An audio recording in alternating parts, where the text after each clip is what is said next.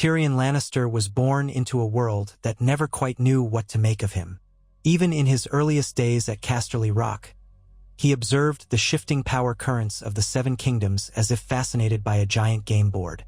That fascination only grew with time, and his sharp mind quickly found ways to shape strategies, count coins, and manage resources that many older and seemingly wiser men could not grasp. Yet, in this alternate turning of events, his father Tywin Lannister did not rise to power as Hand of the King. Instead, a series of small shifts and staggering missteps led to a situation where the Mad King Aerys II Targaryen decided to keep his longtime hand, Lord Chelsted, for far longer than in the true timeline, though eventually all fell under the shadow of King Aerys' paranoia. Unforeseen circumstances opened a door for Tyrion himself to step into a role for which he seemed uniquely suited. It began with the realm's pressing need for a new master of coin, an office that had changed hands repeatedly due to the king's erratic impulses. Some died tragically, others were dismissed under suspicion, and a few simply quit, citing Aerys' rampant insanity. But as the crown's coffers found themselves in disarray and the risk of another potential conflict loomed, someone mentioned the name Tyrion Lannister. His father Tywin was no longer in a position to influence King Aerys, but the Lannister name carried weight, and Tyrion's own reputation for cunning, though overshadowed by scorn and mockery about his stature, was whispered in the corridors of power. No one believed a dwarf could be master of coin, yet Tyrion's best attribute was turning disbelief into an advantage. The path that brought Tyrion to King's Landing was not one of open-armed invitation. Some said that House Lannister was desperate to improve its standing at court, which had dimmed somewhat after Tywin's resignation years ago. Others assumed that Tywin quietly orchestrated this appointment behind the scenes, hoping the realm would see his son's talents and thereby restore House Lannister's influence without Tywin himself having to bow and scrape before the very man he had once served. But the truth was simpler. Tyrion wrote a letter. He used what meager influence he had, scrounged together enough gold to bribe the right messengers, and carefully laid out a treatise on the crown's current financial woes, presenting remedies in clear bullet points. He couched these solutions in flattery, praising the wisdom of House Targaryen and the glorious prospects of the realm under Aerys' guidance. It was an elaborate ruse of sycophantic language, half real, half strategic, but it found its mark in the increasingly desperate small council. While Aerys himself remained unpredictable, Rhaegar Targaryen took a passing interest in the letter. The prince did not fully trust the Lannisters, but he knew of Tyrion's intellect, and if it might avert some fiscal catastrophe, so be it. Thus Tyrion arrived in King's Landing one breezy afternoon, finding the Red Keep more foreboding than he had expected. He had visited before as a child, but everything was different now. Shadows lay thicker in the halls. The smell of unwashed fear clung to the corners where servants whispered of the king's rages. Men tiptoed around Aerys' presence, terrified that a single misstep or ill-chosen word could lead to accusations of treason. The hush that fell when Tyrion walked through the gates was not solely because he was a dwarf with mismatched eyes, but because no one knew whether the Mad King had summoned him for some cruel spectacle or a genuine appointment. For Tyrion, the greatest challenge was not just winning over the uneasy small council or even pleasing the king, but surviving in a nest of paranoia where any misinterpretation might lead to a swift execution. He felt the danger in the air but reveled in it. At last, a chance to prove to the world, and perhaps to his father, that his mind was his greatest weapon, one that could surpass even Tywin's formidable reputation. He was taken first to the small council chambers, escorted by a pair of gold cloaks who looked more perplexed than menacing. Seated around the table were a handful of figures whose weary or suspicious faces sized him up. The Hand, Lord Chelsted, looked exhausted but maintained a veneer of polite disinterest. Next to him was Grand Maester Pycelle, whose eyes flickered with faint recognition as Tyrion entered. The Spymaster, a lean man named Larry Celtigar in this alternate tale, half smirked, perhaps enjoying the spectacle of a Lannister dwarf arriving to prop up the crown's sagging treasury. The Master of Laws, one Lord Fell, showed an indifferent courtesy. The chair for the Master of Coin was conspicuously empty. It was carved in a tasteful manner but set slightly away from the others, as if no one wanted to associate themselves with that role, given its high turnover rate. Tyrion bowed, introducing himself with a flourish of humility that he did not entirely feel. Lord Chelstead cleared his throat and repeated what the king had declared. His Grace, Aerys of the House Targaryen, the second of his name, King of the Undulls, the Rhoynar, and the First Men, has decided to grant the position of Master of Coin to Tyrion of House Lannister, provided his counsel proves worthy. Tyrion noted the qualifying remark. It was not a done deal until the Mad King himself publicly proclaimed it, and any slip could see him dismissed or worse. He also noticed that none of these men exuded confidence. They had grown accustomed to seeing the king discard his ministers on a whim. But Tyrion recognized opportunity in that chaos. Where others saw only risk, he saw a chance to shine. Soon he found himself ushered before Aerys II Targaryen.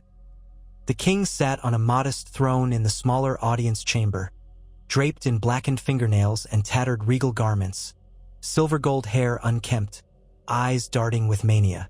The smell of burnt hair lingered, a silent testament to his obsession with wildfire, or so the rumors went.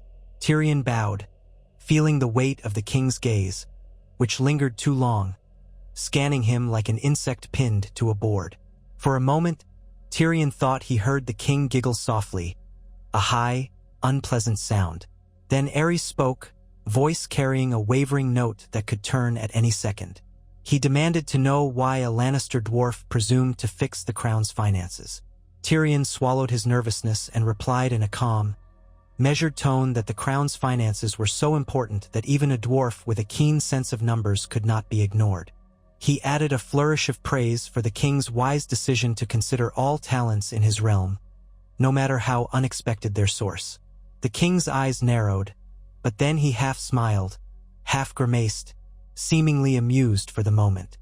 He mumbled something about dragons coming in small forms, then waved Tyrion away, proclaiming that he would have one moon's trial. If the treasury still faltered after that time, the dwarf would pay with his head. The assembled lords and knights watched in discomfort, realizing that this was no jest. Tyrion, outwardly unflinching, inwardly felt a cold sweat of fear, but he bowed and thanked his grace for the honor of the trial. He had exactly a month to reorganize the realm's finances or die. That was how Tyrion Lannister became the provisional master of coin under the Mad King. He wasted no time. Immediately, he found his office in disarray. Stacks of parchment with half-finished accounts lay scattered about. No consistent bookkeeping had been done for months, if not years. Servants were either incompetent or too afraid of crossing the king to do proper work. Tyrion locked himself in the dusty records room for days on end, using wine as his only companion, meticulously combing through every ledger. He cross-referenced shipping records from Old Town, import taxes from King's Landing, gold shipments from Casterly Rock, and the sporadic tribute from Dorne. He found that the crown's debts had ballooned to an alarming level. The Iron Bank of Bravos loomed like a specter in the background, ever ready to call in loans. The Lannisters, ironically, were also owed money by the crown, though collecting from one's own father under a Targaryen rule was a delicate affair. The deeper he delved, the more it became clear how precarious the realm's finances truly were. Outside his office, King's Landing hummed with unrest. The city was still reeling from the king's prior executions, the whiff of wildfire, and the knowledge that any day might bring a new purge. Rhaegar Targaryen tried to calm the kingdom, focusing on the rebellious murmurs that had begun in the Stormlands and the Reach. Aerys's erratic decisions had stoked dissent among various lords, but none dared to openly defy him yet. Tyrion's presence seemed almost incidental, except for the rumors that the crown's financial crisis might soon lead to famine in the capital if coin was not found for new food shipments. Tyrion faced the daunting task of raising funds without antagonizing lords who might already be thinking of rebellion. He needed a strategy that would keep the king appeased and the kingdom fed, all while ensuring his own survival. In his first week, Tyrion started by instituting small, almost imperceptible measures. He restructured the city's port fees, not by raising them dramatically, but by eliminating numerous corrupt middlemen whose pockets had been lined for years. He posted new accountants at the gates, men loyal to no particular lord but to the notion of coin itself, hard, scrupulous men who had once worked in the counting houses of Bravos or Lannisport. Then he introduced modest levies on luxury goods favored by the nobility, carefully keeping them low enough that no lord would be inclined to protest too strongly. He also negotiated with certain trade guilds to secure loans at reduced interest rates, leveraging the fear of the Iron Throne's wrath should they refuse. Each day, Tyrion compiled updated figures, tracking every copper. He discovered hidden caches of funds that had been misplaced or forgotten, sometimes stashed by corrupt officials who found themselves too frightened to lay claim to them. A discreet threat here, a careful promise there, and the coffers began to see a slow but steady improvement. Meanwhile, Tyrion had to deal with the king's random fits of paranoia. Some days, Aerys would summon Tyrion in the dead of night, demanding that the master of coin explain why gold had not magically doubled overnight. Other times, the king would accuse Tyrion of plotting with Tywin to overthrow the throne. Still, there were rare moments when Aerys seemed almost lucid. He would ask Tyrion about dragons and gold, about the old Valyrian freehold and how it financed itself before the doom. Tyrion learned to indulge the king's fantasies while carefully steering him back to financial matters. In a macabre twist of fate, the king seemed to find Tyrion's dwarfish appearance oddly endearing. It was as if Aerys saw a jester or a curiosity, someone whom he could parade around in moments of twisted amusement. While Tyrion despised being made a fool, he tolerated it because it bought him time and kept the king's darker suspicions at bay. If he had to be the king's pet dwarf to survive, so be it. During the second week, Tyrion noticed that the city's mood had begun to shift. Minor improvements in the supply of grains and salted meats led to slightly lower prices. Vendors on the street of flour whispered that the master of coin was doing something right. Gold cloaks found themselves receiving wages on time for the first occasion in months, which improved morale. The small council eyed Tyrion with a mixture of relief and grudging respect, except for Grand Maester Pycelle, who seemed to consider the dwarf an unnatural aberration. Lord Chelstead remained distant, preoccupied with dousing the king's ever-flaring tempers. Yet in private moments, the hand gave Tyrion a curt nod, which was possibly the closest thing to praise that a man of Chelstead's temperament could offer. Word eventually reached Rhaegar Targaryen, who invited Tyrion to a short meeting in the Red Keep's library tower. The prince was a quiet man, burdened by the knowledge that his father's madness escalated the realm's troubles daily. Rhaegar asked Tyrion for an honest appraisal of the crown's finances. Tyrion, weighing the risk of candor, decided that Rhaegar deserved to know the truth. He outlined the dire situation: enormous debt, minimal silver reserves, an overextended tax system, and a populace that could turn riotous if famine struck again.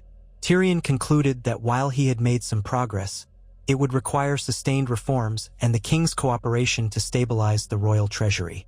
Rhaegar, somber-faced, thanked Tyrion and promised to do what he could to keep Aerys' attention fixed on practical matters. Tyrion suspected that Rhaegar had larger concerns: the realm's overall stability and the potential for civil war. Still, the prince's tacit support was a valuable shield. A fortnight after Tyrion's appointment, the king abruptly summoned him to a grand feast in the Great Hall as a celebration, or so it was declared, of the crown's recent prosperity. Attendees knew better than to question the king's illusions of success. Lords and ladies from the crownlands and beyond filled the hall, all wearing forced smiles. Aerys sat on a smaller throne at the front, fussing with his frayed robes and occasionally muttering to himself. Tyrion was placed conspicuously near the dais, drawing stares and snickers from some of the highborn crowd who still saw him as a monstrosity.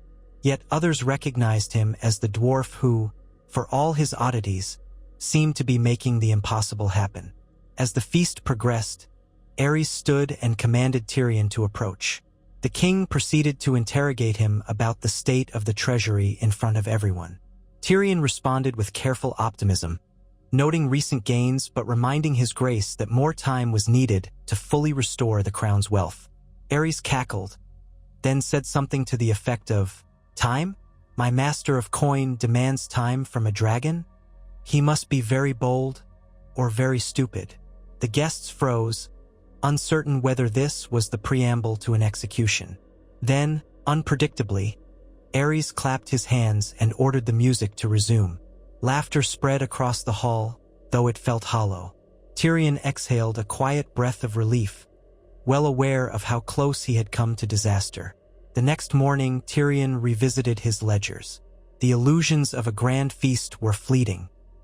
In truth, the crown's finances were still brittle. The realm stood on the edge of revolt, and even slight disruptions could trigger a domino effect. Tyrion decided to propose a series of new measures to the small council. A more uniform system of taxation across the provinces, carefully scaled to avoid inciting powerful lords to open rebellion. A mandatory inventory of all crown-owned lands to identify neglected resources, and the possibility of forging new trade alliances with the free cities to bring in coin through commerce rather than just taxation. The council was cautious, but Tyrion argued his case with unflinching logic. The Hand, Lord Chelsted, though wary of overstepping the king's will, could see the sense in these proposals. One by one, the council members agreed to present them to Aerys. Tyrion carefully wrote them down, phrasing them in grandiose language that appealed to the king's vanity and invoked the Targaryen legacy of power. He wanted to ensure that, if rejected, the blame would not be cast solely on him, but on the entire council. Yet deep down, Tyrion knew he was taking another calculated risk, playing the game at a higher level than ever before. Aerys' reaction was delayed by 3 days of near seclusion, during which he refused all visitors except his pyromancers, who were rumored to be testing new batches of wildfire. When the king finally emerged, he seemed more agitated than ever, his hair disheveled, eyes flickering with suspicion. At the next small council meeting, he seized Tyrion's proposals and flung them across the table. He ranted that the dwarf was trying to chain the dragon, with complicated rules and cunning words. Lord Chelsted attempted to reason with him, but Aerys turned on the Hand, accusing him of conspiracy. Tyrion stood by, heart pounding, uncertain if he should remain silent or defend himself. To speak might be fatal, but remaining silent as the king descended into fury could also lead to blame falling squarely on him. In the end, Tyrion mustered his courage and softly, politely, yet firmly, reassured the king that these measures were crafted solely to strengthen the throne's power and glory. He spoke of how a well-managed treasury was a reflection of the realm's might, not a shackle on the dragon's freedom. With carefully chosen words, he stoked the king's pride, reminding him that even the mightiest dragon soared higher on stable wings. The king paused, blinking as if trying to piece together Tyrion's meaning. Then, without warning, Aerys relented. He mumbled something about giving the dwarf more rope, either to lift the realm or hang himself. The council sat in stunned silence as the king abruptly ended the meeting and stormed out. Tyrion, sweat trickling down his spine, forced a grin. A small victory, but a victory nonetheless. By the third week, Tyrion's reforms were slowly taking effect. Coin began to flow more steadily into the royal coffers. The more egregious forms of corruption dwindled, though never vanished entirely. Smugglers in the Blackwater Bay found themselves facing stricter oversight, and some quietly relocated to less patrolled waters. Certain noble houses complained of new taxes, but Tyrion cleverly balanced them with reduced tariffs on essential goods, making the reforms appear fairer than they actually were. Despite the king's bouts of madness, the realm functioned better than it had in months. The common folk noticed marginal improvements, their bellies slightly fuller. Nevertheless, unrest still simmered beneath the surface. Seeds of rebellion, once sown, rarely die easily. Late one evening, Tyrion was visited by an unexpected guest, Ser Barristan Selmy. Known for his honor and skill as a member of the Kingsguard, Barristan was not one to engage in politics lightly. He explained that Prince Rhaegar was concerned about the realm's future, and that various lords might soon test the king's authority. Barristan hinted that if civil war broke out, the crown would need all the resources it could muster. He asked diplomatically if Tyrion might consider how best to finance a potential military response. Tyrion nodded grimly. The question was a stark reminder that, in Westeros, power grew not just from gold, but from swords and alliances. If the lords in the Stormlands or the Reach banded together, they could challenge Ares, who was increasingly despised. Tyrion, however, was not eager to plunge the realm into a costly war that could unravel all his work. He told Barristan that a stable treasury might serve as a deterrent, but if war did come, gold would be essential to hire mercenaries, supply troops, and fund the costly machinery of battle. After Barristan left, Tyrion spent hours pondering the precarious balance between enabling the king's defenses and inadvertently fueling an even greater catastrophe. Amid these challenges, Tyrion allowed himself one small indulgence: a private conversation with Prince Rhaella Targaryen, the Queen. She was rarely seen in public, relegated mostly to her own chambers. Yet Tyrion managed to arrange a brief audience under the guise of discussing the royal household's expenses. He found her gracious but haunted, her cheeks hollow, her smile forced. She inquired about Tyrion's family, how he fared in the lion's den that was King's Landing. Tyrion answered politely, deflecting inquiries about Tywin's relationship with Ares. Rhaella sighed, revealing hints of sorrow and weariness. In that moment, Tyrion sensed that her life was not unlike his own, an existence overshadowed by a powerful man's cruelty. He offered what little comfort he could, the promise that if his financial management succeeded, perhaps the king's temper might cool. Rhaella gave him a sad nod, as though she wished it were so but did not dare to hope. As the final days of his trial period approached, Tyrion found himself operating on a mixture of urgency and dread. He refined his reforms, scrambled to keep track of every coin, and strove to maintain the delicate balance of pleasing the king without becoming his scapegoat. Rumors spread that the king's pyromancers were preparing something grand, perhaps an elaborate fireworks display to celebrate the sudden upturn in the crown's finances. Some whispered more ominous theories, that wildfire might be used against suspected traitors en masse. Tyrion slept little. Whenever his eyes closed, he saw flames dancing behind them. Every coin he collected could be turned into the forging of swords, every ledger entry a link in a chain that might, in the end, pull him under if the king so desired. Finally, the day came when Tyrion was summoned to present his month's work before the Mad King. The throne room was partially filled with courtiers, but the king insisted the gathering remain small, likely out of fear that too many onlookers would conspire against him. Tyrion stood alone in front, a single dwarf in the vast hall, clutching a sheaf of parchments. Lord Chelsted, Grand Maester Pycelle, Larys Celtigar the Spymaster, and Prince Rhaegar lined one side, while the king's guards stationed themselves discreetly. Ares stared down from the Iron Throne, eyes shining with an unnatural gleam. He demanded that Tyrion explain how the realm's finances stood now. Tyrion began methodically, his voice clear, steady. He enumerated the stabilizations he had achieved, the new trade deals, the incremental taxes, the purging of corruption among certain crown officials. He cited figures, careful to keep them simple enough for the king to follow. He stressed how these reforms had begun to restore the crown's dignity and ability to act with power. The king's expression was unreadable at first. Silence reigned in the throne room. Then Ares leaned forward. "And how do I know you have not kept the best portion of my gold for yourself, little Lannister?" he hissed. Tyrion's heart lurched, but he calmly replied that he had instituted multiple checks and balances, and any man or woman could verify the ledgers. If the king willed it, Tywin Lannister or the Iron Bank itself could audit the treasury. He also added that the wealth of House Lannister was legendary, and he had no need to pilfer from the royal coffers. Ares narrowed his eyes, as though searching for a lie. The moment dragged on. Then, with an abrupt cackle, he declared, "My dwarf keeps me in coin, for now." A wave of reluctant relief swept the room. The king rose, stepping down from the Iron Throne, and approached Tyrion, who forced himself to remain still. Ares placed a bony hand on Tyrion's shoulder. "You shall remain master of coin," he said, "until you bore me or I find a shinier toy." The king's laugh echoed across the hall, sending a shiver through every spine. Tyrion bowed deeply, exhaling the tension of the past month. From that day onward, Tyrion was officially master of coin under the Mad King's rule. The news spread across King's Landing, eliciting both surprise and curiosity. How long would the dwarf last? Some wagers said a week, some said a year. Others predicted that the king would tire of him within a fortnight and have him flung from the city walls. Tyrion knew that, despite surviving the initial trial, his position was still precarious.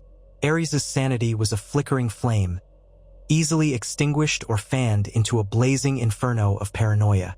But Tyrion also saw that he had an advantage: competence. The realm needed stability, and he alone seemed capable of providing it through sound financial management. That necessity might protect him, at least until the king's next whim.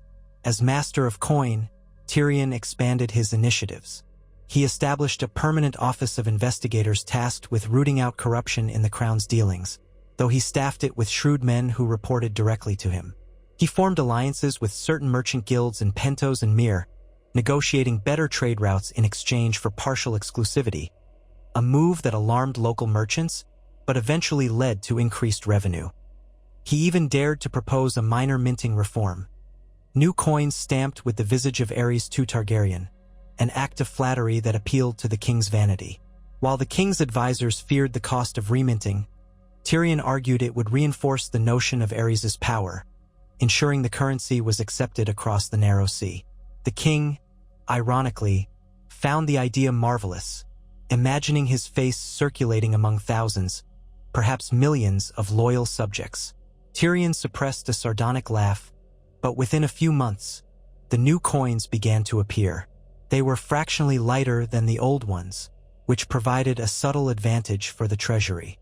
No one dared complain, lest they question the king's face itself. All the while, tension simmered in the kingdom. Whispers reached Tyrion that lords in the Stormlands were furious with the king's heavy-handed policies and that some of them, notably Baratheons and their bannermen, were discussing alliances with certain Reach lords.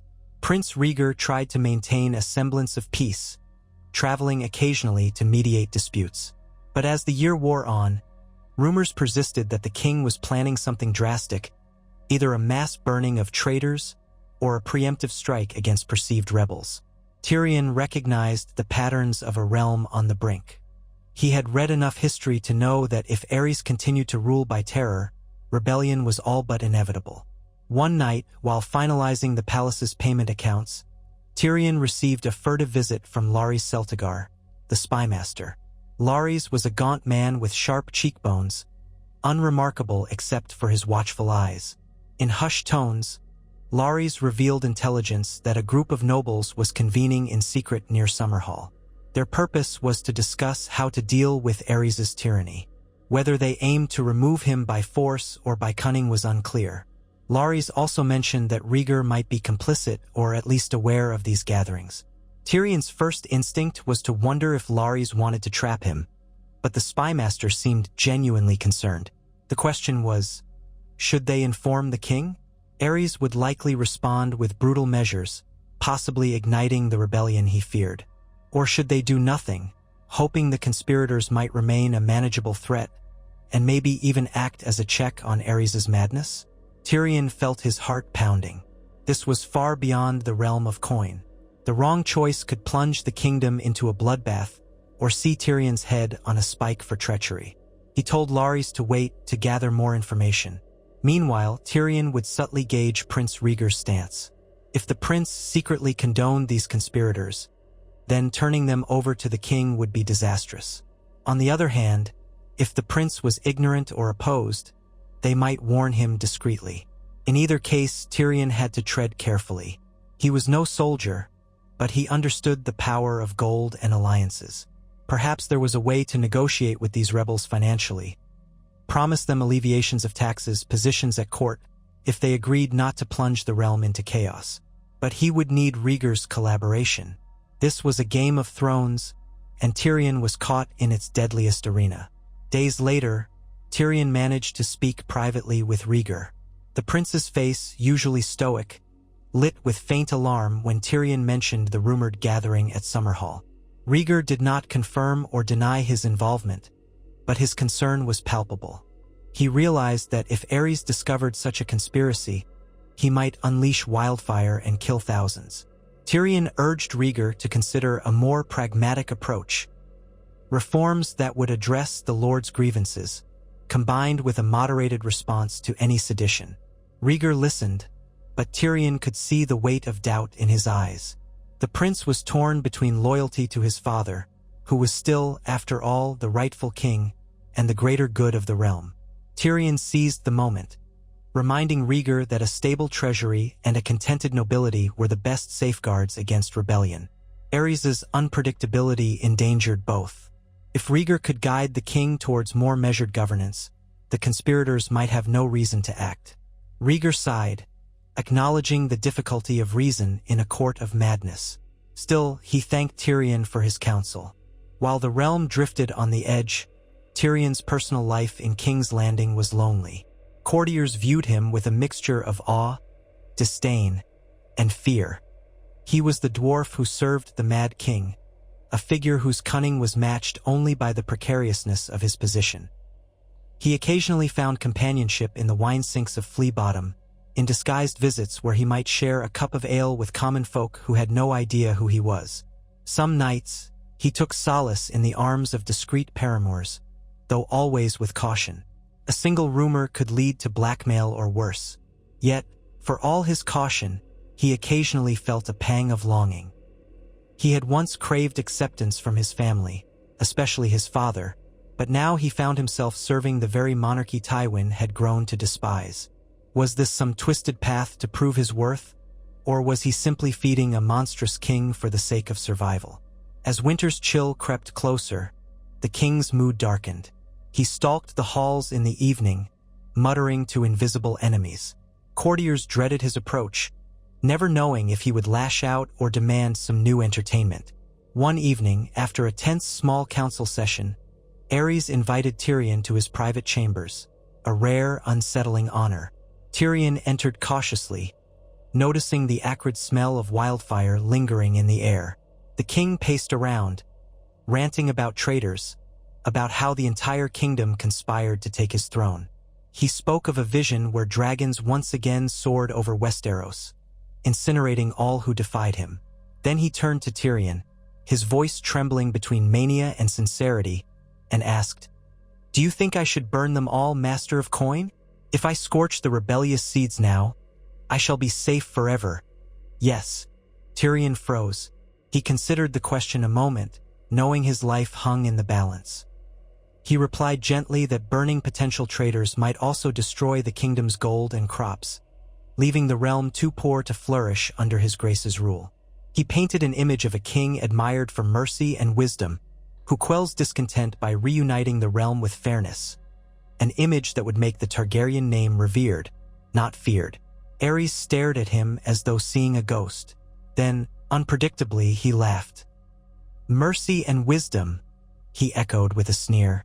"You amuse me, dwarf." Tyrion tried to breathe quietly, resisting the urge to tremble.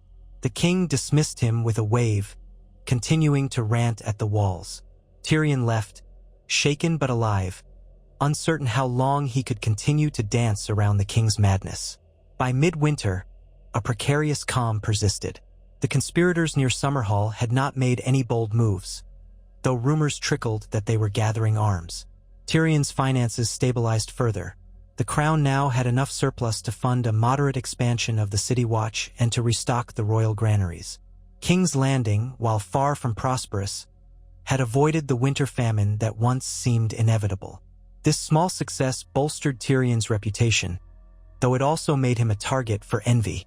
Lords who once scoffed at the Lannister dwarf now sought his ear, hoping for favors or leniency in tax matters. Tyrion, mindful of each approach, navigated these requests with caution. He wasn't above taking bribes if it served a larger purpose, but he also saw how too many shady dealings could undermine his own reforms. Each day brought a new puzzle, a new game piece to move or remove. Even so, a creeping sense of doom lurked in every corridor of the Red Keep. The question was not if the realm would crack, but when.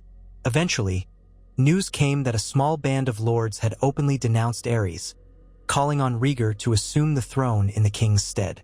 The rebellion was small, but it was the spark that could light a greater fire. Aerys's rage was immediate and incandescent. He demanded the heads of these traitors, a purge of their households, and, most ominously, he summoned his pyromancers for a grand demonstration. Tyrion was terrified, as he knew the king's inclination to use wildfire on anyone he deemed disloyal. If Aerys unleashed that fury on a wide scale, the realm could burn. Immediately, Tyrion tried to stall. He pointed out that the crown would need coin to march troops and hire mercenaries if necessary. He encouraged the king to wait until the treasury was fully ready to fund a decisive strike. Lord Chelstead, in one of his last acts as Hand, tried to calm the king, but Aerys would not be appeased. He raved that the traitors would drown in green flames. He even spoke of turning King's Landing into a fiery bastion if the conspirators came near. Chelstead, trembling, advised restraint, only to be dismissed with a vicious glare. That night, Tyrion and Chelstead spoke in hushed urgency. They agreed that they must do something to prevent the king's catastrophic plan. Chelstead, with tear-filled eyes, confessed he did not have the power to stop Aerys alone. Tyrion suggested that if the pyromancer's supply of wildfire were sabotaged or hidden, the king might be forced to rely on conventional armies. Yet that was a dangerous game, for Aerys would suspect sabotage. Chelstead said he would confront the king directly, as an act of final desperation. Tyrion warned him that it could be suicidal. Chelstead simply nodded, as though resigned to his fate. The next day, the realm learned that the king, in a fit of outrage, had burned Lord Chelstead alive after the Hand had attempted to destroy the wildfire caches. Tyrion was aghast, though not surprised. Aerys named no new Hand, preferring to keep power centralized in himself. Tyrion realized that, with Chelstead gone, he had lost one of the few moderating voices in the Red Keep. With each day, the king grew more unpredictable, venting about conspiracies and entertaining the idea of testing his wildfire on entire villages suspected of harboring traitors. Tyrion scrambled to find allies. He quietly approached Rhaegar, imploring him to find a way to rein in Aerys, or at least to secure the wildfire so it couldn't be used so freely. Rhaegar hesitated, torn between duty and the horrifying realization that his father was beyond reason. The warlike lords in the Red Keep, hungry for glory, urged Aerys to strike first. Yet many of the king's oldest confidants had either been executed or had fled. In the midst of this turmoil, Tyrion continued to keep the treasury stable, paying the city watch and the potential soldiers who might defend or assault whichever stronghold the king pointed them toward. He felt like a man feeding a beast that could devour him at any moment, yet he believed there might still be a path to preserve life, if only the king could be contained.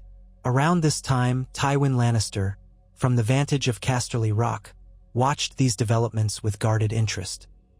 He never openly acknowledged Tyrion's success in King's Landing, but some letters arrived, addressed to Tyrion in a coldly respectful tone. Tywin's words suggested that House Lannister would not stand by idly if the realm descended into chaos. Tyrion read these letters with mixed emotions. Was Tywin proud, or was he merely using his son's position as leverage? Either way, Tyrion recognized that a crucial realignment was happening. If war erupted, House Lannister's wealth and armies could tip the balance. The question was, to which side? As tensions mounted, Tyrion found himself at a crossroads. He could cling to his official role, feeding the crown's war machine in hopes of controlling it from within, or he could quietly undermine the king's efforts, possibly aiding Rhaegar or other moderates in bringing about a new reign. Both options were fraught with danger. Tyrion knew that any miscalculation could result in his public execution, or in a realm consumed by fire and blood. The illusions of power he enjoyed as Master of Coin now felt like a gilded cage. One fateful day, Aerys announced a grand council to discuss the crisis. Lords still loyal to the throne were summoned to King's Landing. Prince Rhaegar, the small council members, and a retinue of knights stood in the great hall as the king paced before the Iron Throne, wild-eyed and half-ranting. Tyrion stood near the dais, trying to appear calm. Aerys launched into a tirade about traitors, conspiracies, and the glorious cleansing wildfire would bring. He declared that House Targaryen would emerge triumphant once all the false seeds were burned away. Gasps rippled through the assembled lords. Some murmured that such a purge would devastate the kingdom. Rhaegar tried to speak, but Aerys silenced him with a glare. Then the king turned his attention to Tyrion, calling him forth. "Tell us, Master of Coin," Aerys crooned. "Do we have the gold to rid ourselves of these traitors at last? Perhaps hire the Golden Company? Or by the loyalty of turncoat lords? Speak!" Tyrion stepped forward, every muscle tense. He glanced around at the gathered lords, at the fear and uncertainty in their eyes, at Rhaegar, whose face was etched with urgency. In that moment, Tyrion realized that his answer would shape the future of the realm, whether it would burn or stand a chance at survival. He drew a slow breath and said that, yes, the crown had sufficient funds to raise a formidable army, but a war of annihilation would ravage the kingdom's prosperity. He chose his words carefully, framing them in the language of advantage and wealth. He emphasized that if the king spared the rebels and negotiated, they might pay hefty ransoms, new taxes, a real tribute. Thus, the crown could become stronger than ever. Why waste gold and lives when we can make the realm itself pay for its transgressions? He suggested, his tone as diplomatic as possible. The hall fell silent. Aerys's face twisted in indecision.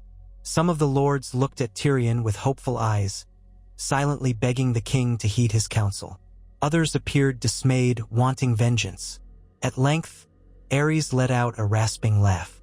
"Ever the cunning dwarf," he said. "Perhaps I shall wring gold from their charred bones instead." Then he brushed Tyrion aside. That was the turning point.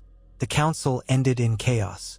Aerys left, still threatening to use wildfire, but vaguely considering alternatives. A host of lords departed King's Landing, unsure whether to prepare for war or to attempt negotiation. Rhaegar lingered, exchanging a weighted glance with Tyrion that spoke of an unspoken alliance. Both men recognized that any further descent into madness might be unstoppable. Tyrion, for his part, took a grim satisfaction in having slowed the king's hand, at least temporarily. Yet he knew the respite was tenuous. In the weeks that followed, Tyrion tried every method he could to keep the king engaged in the day-to-day finances, lessening the time Aerys spent brooding over treachery. He scheduled endless meetings, petty tasks, anything that might distract Aerys from the idea of an all-consuming blaze. It worked only in part. The king's fury and paranoia flared sporadically. Some days, Aerys seemed sedated, content to lecture Tyrion on the glories of old Valyria. Other days, he erupted in violent outbursts, ordering random arrests or executions. Tyrion maneuvered desperately to reduce the damage, but he could not stop it all. The court lived in a state of suspended horror. All the while, war clouds gathered in the distance. The conspirators grew bolder, and loyalist lords grew more fearful. Eventually, a series of skirmishes broke out along the borders of the Stormlands. Ravens flew day and night. The king demanded to ride out at the head of an army, or so he proclaimed. Rhaegar urged caution, suspecting that the rebels wanted to provoke a confrontation to test the king's madness. Tyrion knew that if Aerys took the field, wildfire could become a battlefield weapon with catastrophic consequences. He tried to stall, to point out that the crown's army was not yet fully assembled or that the supply lines were incomplete. But the king's mind was made up. Blood would be spilled. Just as the realm stood on the cusp of open warfare, a final piece fell into place. House Lannister's stance. Tywin sent word that the armies of the Westerlands were prepared to move, though whether they would join the king or remain neutral was unclear. This uncertainty shook the loyalists, who had counted on Lannister gold to maintain the crown's strength. Tyrion, caught between paternal loyalty and the realm's needs, struggled to keep the finances from crumbling under the weight of potential conflict. Then came an unexpected message from his father, warning that if the king continued down his path of madness, House Lannister would not blindly sacrifice itself. In short, Tywin would not support a doomed cause. Tyrion recognized this as the moment of truth. The king needed Lannister gold to wage a war, gold that Tyrion controlled in the short term through the royal treasury. But Tywin controlled an even larger reserve behind the scenes, which Aerys desperately needed if the conflict escalated. Tyrion stood at the intersection of these two behemoths, uncertain whether he could prevent the inevitable collision. In a rare act of candor, Tyrion found Rhaegar alone in the library tower. The prince was studying an ancient tome of prophecies. Looking worn and desperate, Tyrion spoke plainly. The realm teetered on the brink. The conspirators would likely not yield. The king refused to compromise, and House Lannister's decision might tip the scales. Rhaegar admitted he did not know how to avert the coming storm. Tyrion then suggested a bold move. Rhaegar could attempt to assume the throne, or at least confine Aerys to a ceremonial role. The realm might rally around the prince, ending the madness without a protracted war. But that required a coup of sorts, one that would brand Rhaegar a usurper unless he had enough lords and the small council on his side. Rhaegar was torn, bound by filial duty, yet painfully aware of his father's madness. Tyrion dared to propose that if Rhaegar took control, he, Tyrion, would guarantee the treasury remained intact and that House Lannister might be convinced to stand aside. Rhaegar's face twisted with uncertainty. A choice lay before him. Commit treason against his father to save the realm, or watch the kingdom drown in wildfire and war. Before any final decision could be made, events raced ahead. The conspirators made a bold strike in the Stormlands, capturing a key fortress. Aerys, in a frenzy, ordered his generals to march. Wildfire casks were prepared for transport. Tyrion realized the time to maneuver was almost gone. Then, on the eve of departure, the king issued a chilling command to his pyromancers. Rig King's Landing itself with hidden caches of wildfire as a last resort, presumably to destroy the city if rebels breached the walls. Tyrion, aghast, recognized echoes of some of the darkest rumors he had ever heard about Targaryen madness. This was no longer a question of how to finance a war. It was about preventing the destruction of the realm's seat of power and the murder of thousands of innocent lives. Desperate, Tyrion confided this plan to Rhaegar, who blanched at the news. At last, the prince realized the full extent of his father's madness. In that moment, Rhaegar made his choice. With Barristan Selmy and a handful of loyal knights, the prince took Aerys into custody, forcibly removing him from the throne. A confrontation erupted in the Red Keep, swords clashing as the Kingsguard split in allegiance. Blood was spilled in the throne room. Pyromancers shrieked, unsure whether to ignite their deadly potions. Tyrion, crouched behind a pillar, watched the monarchy tear itself apart in a swirl of steel and desperation. Rhaegar managed to subdue his father, aided by Ser Barristan's unmatched skill. Aerys screeched, calling down curses upon them, demanding they all burn for their treason. Yet his raving commands carried no more authority. The Mad King was dethroned. In the aftermath, the Great Hall lay splattered with blood, the Iron Throne looming silent. Rhaegar, breathing heavily, stood victorious but shaken, gazing at the twisted shape of his father.